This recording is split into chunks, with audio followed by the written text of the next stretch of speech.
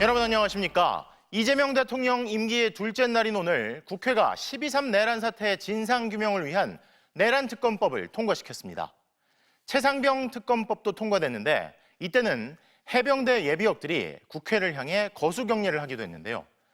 윤석열 정부에서 가장 집요하게 거부권을 행사했던 김건희 여사 특검법도 국회 문턱을 넘은 가운데 거부권이란 장벽이 사라진 만큼 이제 본격적인 진상규명 국면에 시작될 것으로 보입니다.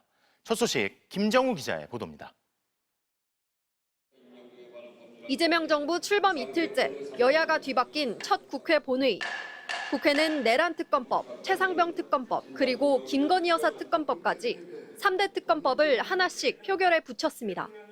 통합을 얘기하면 내란을 청산하면 안 된다는 것은 과거 친일파를 청산하지 못해서 지금까지 국민 통합의 저해가 되고 있는 것을 다시 반복하자는 전형적인 친일파 논리이고. 표결 결과는 새 특검법 모두 똑같이 찬성 194명, 반대 3명, 기권 1명. 국회는 3대 특검법을 모두 의결했습니다. 가결되었음을 선포합니다. 특히 윤석열 전 대통령이 번번이 거부권을 행사해온 최상병 특검법은 첫 발의 1년 9개월 만에 이번엔 이재명 대통령의 손에 넘겨지게 됐습니다. 해병대 예비역들은 방청석에서 일어나 국회를 향해 거수 경례했습니다. 국민의힘은 3대 특검법을 모두 당론으로 반대하기로 결정하고 본회의장을 집단으로 빠져나갔습니다. 여당 복귀 기념 제1호 법안으로 추진하는 것이 과연 새 정부의 출범에 또 새 정부의 성공에 도움이 될 것 같습니까? 소신 투표에 나선 의원들도 있었습니다. 당내 최다선인 조경태, 중진 안철수, 소장파 김혜지, 김재섭, 한지아 의원까지 5명은 새 특검법에 모두 찬성했고 배현진 의원과 김소희 의원도 각각 일부 특검법에 찬성표를 던졌습니다. 윤석열 정부 내내 번번이 좌초됐던 이들 3개 특검법이 다시 국회 문턱을 넘는 데는 단 25분이 걸렸습니다. 특검법을 넘겨받게 된 대통령실은 국민적 지지를 받는 특검법으로 매우 요구되는 법안이라면서 사실상 곧바로 공포하겠다는 입장을 분명히 했습니다. 국회는 이와 함께 현재 검찰총장만 청구할 수 있는 검사징계를 법무부 장관도 청구할 수 있도록 한 검사징계법 개정안도 역시 국민의힘이 당론으로 반대한 가운데 표결을 거쳐 통과시켰습니다. MBC 뉴스 김정우입니다. 이재명 대통령은 취임 하루 만에 첫 국무회의를 열고 각종 현안을 점검했습니다. 아직 정부 조각이 마무리되지 않아 윤석열 정부의 국무위원들이 함께하면서 이 대통령이 어색한 분위기를 풀며 회의를 시작하기도 했는데요. 김밥을 먹으며 무려 3시간 넘게 이어진 회의에서 이재명 대통령은 국민을 중심에 두고 최선을 다해달라고 거듭 주문했습니다. 홍익표 기자가 보도합니다. 빨강과 파랑이 섞인 넥타이 차림의 이재명 대통령이 국무회의실에 들어섭니다. 취임 이틀째 첫 국무회의를 열어 추경 예산안 등 현안 점검에 나선 겁니다. 아직 새 장관 인선이 이루어지지 않은 상황이다 보니 이주호 사회부총리 등 윤석열 정부 장관들이 회의에 참석했습니다. 다소 굳은 표정으로 앉아있는 일부 국무위원들을 향해 이 대통령은 가볍게 농담을 건네기도 했습니다. 좀 어색하죠? 우리 좀 웃으면서 합시다. 그러면서도 국민들이 어려운 상황에서 고생하신다며 공직에 있는 기간만큼은 최선을 다해야 한다고 당부했습니다. 우리는 다 우리 국민으로부터 위임받은 업무를 하는 대리인들이니까 그냥 국민을 중심에 두고 현재 우리가 할 최선을 다하면 됩니다. 또 여러분이 가진 권한과 책임은 한순간도 소홀히 할 수 없다며 공직자들의 기강을 다잡는 모습도 보였습니다.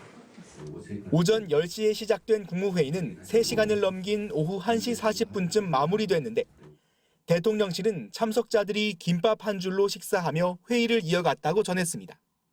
곧바로 이어진 안전치안점검회의에서 이 대통령은 제일 먼저 챙겨야 할 것은 국민의 안전이라고 강조했습니다.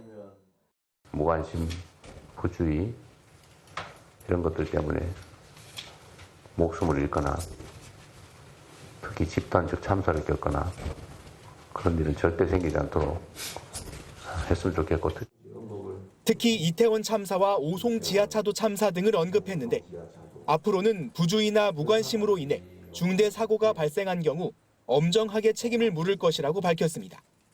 취임 후 연이은 회의를 통해 이 대통령이 국정 운영에 박차를 가하는 분위기인데 당분간 민생에 방점을 둔 행보가 이어질 것으로 보입니다. MBC 뉴스 홍익표입니다. 이재명 대통령은 오늘 대통령직 인수위원회 역할을 대신할 국정기획위원회 구성을 지시했습니다. 위원장에는 이한주 민주연구원장을 임명했는데요. 수석 비서관 인사 윤곽도 조금씩 드러나고 있습니다. 정상빈 기자입니다. 이한주 민주연구원장이 이재명 정부의 중장기 국정 로드맵을 마련할 국정기획위원회 위원장에 임명됐습니다. 이 원장은 이재명 대통령이 과거 성남시장이던 시절부터 줄곧 정책 개발을 주도해온 인물로 이번 대선에서도 공약 수립을 총괄해왔습니다. 국정기획위원회는 대선 공약을 정부 정책으로 가다듬는 동시에 인수위원회 역할도 대신할 것으로 보입니다. 국정기획위원회는 인사검증을 제외한 정부 조직 개편, 국정과제 정리를 하는 인수위 개념의 조직입니다. 수석 비서관직도 윤곽이 잡혀가고 있습니다. 대통령실 정무수석엔 비교적 개파색이었다는 평가를 받는 사선 경력의 우상호 전 의원이, 홍보수석엔 JTBC 대표이사를 지낸 이규현 세명대 교수가, 민정수석엔 검사장 출신의 오광수 변호사가 유력하게 검토되고 있습니다. 또 국민디지털소통비서관에는 김남국 전 의원이 내정됐고 대통령실 부대변인으로는 안규령 민주당 전 대변인이 합류할 예정입니다. 대통령실의 살림을 책임지고 이재명 대통령을 지근거리에서 보조하는 자리에는 성남시장 시절부터 인연을 맺어온 측근들이 대거 포진했습니다. 제1부속실장에는 김남준 전 민주당 대표 정무부실장이, 총무비서관에는 성남시장 시절부터 인연을 쌓아온 김현지 전 보좌관이 내정됐습니다. 인사비서관에는 김용채 전 보좌관, 의전 비서관으로는 권혁기 전 당대표 정무기획실장이 합류합니다. 대통령실이 아직 인선을 발표하지 않았지만 측근 참모들은 모두 대통령실에 출근해 업무를 시작한 것으로 전해졌습니다. MBC 뉴스 정상빈입니다. 대선 기간 당시 후보였던 이재명 대통령을 공격하거나 김문수 후보를 칭찬하는 댓글을 쓴 대가로 리박스쿨이 늘봄학교 강사 자격증을 주거나 장학금을 지급한 정황에 대해 경찰이 수사하고 있는 것으로 전해졌습니다. 압수수색 영장엔 선거운동을 위해 금품이나 이익을 제공하는 매수 및 이해 유도죄가 적시된 것으로 파악됐습니다. 강은 기자의 단독 보도입니다. 극우 성향 역사교육단체 리박스쿨의 서울 종로구 사무실입니다. 경찰은 리박스쿨 사무실과 손효숙 대표의 거주지를 압수수색해 컴퓨터와 휴대전화 등을 확보했습니다. 특히 학생들을 대상으로 열어온 리박스쿨 강의 방명록 수년치는 물론 리박스쿨의 강사 자격증 발급 명단과 파쇄본까지 입수한 걸로 파악됐습니다. 혹시 댓글 조작 혐의는 인정하시는 걸까요? 역사교육 논란에 대한 입장은 좀 어떠신지요? 경찰은 리박스쿨이 초등학교 늘봄학교 강사 자리를 미끼로 자유손가락군대, 이른바 자손군이란 댓글 조작팀을 운영했다고 의심하고 있습니다. 대선 기간 이재명 후보를 공격하거나 김문수 후보를 띄우는 댓글을 쓴 대가로 강사 자격증을 주거나 장학금을 지급한 정황을 들여다보는 걸로 전해졌습니다. 리박스쿨에 대한 압수수색 영장엔 선거운동에 이용할 목적으로 금품 이익을 제공하거나 약속했을 때 적용하는 공직선거법상 매수 및 이해유도죄를 적시한 걸로 확인됐습니다. 리박스쿨은 한국늘봄교육연합회 명의로 서울에만 10개 학교에 강사를 공급하고 늘봄학교 강사로 취업할 수 있는 창의체험 지도사 자격증을 발급해왔습니다. 이걸 놓치면 안 되겠구나. 강사들이 들어가야 되지 않겠느냐 해서 강사 양성하는 이런 늘봄 행복이 교실도 시작을 하게 됐고요. 경찰은 자손군 카카오톡 단체 대화방과 포털 사이트 아이디 사용 기록 등에 대해 곧 포렌식, 디지털 증거 분석에 들어갈 예정입니다.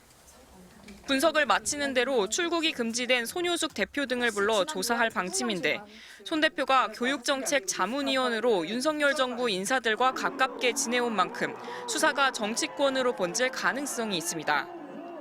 리박스쿨 측은 댓글 작성은 조작이 아니라 정당한 정치 참여 행위라며 댓글과 늘봄 강사 자격증은 관련이 없다고 주장했습니다. MBC 뉴스 강은입니다. 쌍방울 그룹의 대북 송금에 관여한 혐의를 받은 이화영 전 경기도 평화부지사의 유죄가 확정됐습니다. 이재명 대통령 재판에 어떤 영향을 미칠지 관심이 쏠리는데요. 재판이 진행될지 여부는 미지수입니다. 송정훈 기자입니다. 대법원은 이화영 전 경기도 평화부지사에게 징역 7년 8개월을 선고한 원심을 확정했습니다. 이 전 부지사는 지난 2019년 북한의 스마트팜 사업비 500만 달러와 당시 경기지사였던 이재명 대통령의 방북 비용 300만 달러를 김성태 전 쌍방울 회장이 대신 내도록 한 혐의 등을 받았습니다. 이 전 부지사의 혐의를 대부분 인정한 1심에 이어 2심도 유죄를 인정하며 형량만 줄였고 대법원도 이 판단에 문제가 없다고 봤습니다. 이제 관심은 대북 송금의 실체를 인정한 대법원 판결이 이 대통령의 대북 송금 사건 재판에 어떤 영향을 미칠지로 쏠립니다. 검찰은 김 전 회장의 대북 송금을 제3자 뇌물로 보고 지난해 6월 이 대통령을 기소했습니다. 김 전 회장이 북한에 건넨 돈은 쌍방울에 대한 이 대통령의 지원을 기대하고 준 뇌물이라는 논리입니다. 윤석열 정부 들어 5번째 기소를 당한 직후 이 대통령은 검찰을 맹비난했습니다. 시대 조작 사건으로 결국은 밝혀질 것입니다. 21대 대선 후보 토론회에서도 상대 후보들의 공격이 이어졌지만 이 대통령은 사실 무근이라는 입장을 고수했습니다. 대북 송금이 본인은 뭐 상관없다 이러는데 지금 본인이 지금 재판받고 있잖아요. 부당한 기소였다 이 말입니다. 부당한 기소든 뭐든 재판받고. 수원지법이 심리 중인 이 대통령의 대북 송금 사건은 7월 22일 공판 준비 기일이 잡혀 있지만 재판 진행 여부는 불투명합니다. 재판부가 대통령의 형사 불소추 특권을 규정한 헌법 84조를 진행 중인 재판에 적용할 경우 재판은 중단됩니다. 재판부가 속행을 결정할 경우에는 민주당이 추진 중인 형사소송법 개정안 처리에 따라 재판 진행 여부가 결정될 전망입니다. MBC 뉴스 송정훈입니다.